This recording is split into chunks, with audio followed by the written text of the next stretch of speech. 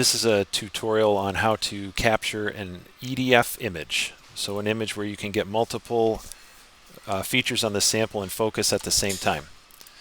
So if you go up to Applications, up here at the top, left click, go down to the bottom where it says Real-Time EDF Manually.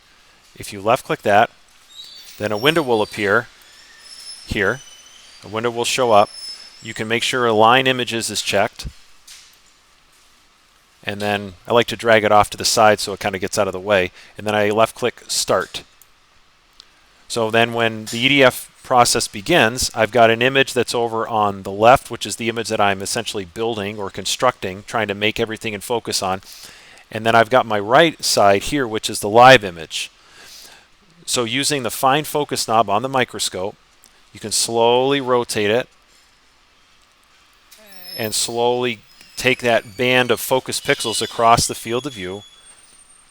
And then as you do it, rolling it from left to right or right to left, making a pass from one side of the image to the other, I can make sure that everything that's all in focus. So I can see now that my left image is now looking good. It's in focus all the way across.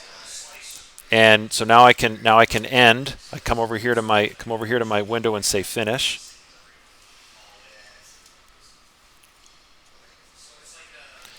And the software might take several seconds to finish constructing the image, aligning the pixels, and generating my final image. So then the image is now here. And as with any image that you capture, you can make sure that you've selected the correct calibration over here under the microscope pad, and then pick any measurement, any style measurement that you want. So for example, if I wanted to do a horizontal measurement, I can left click that, left click and hold, release, reposition, left click and hold, reposition, and then my measurement results will appear over in the box. So that's how to do an extended depth of focus image.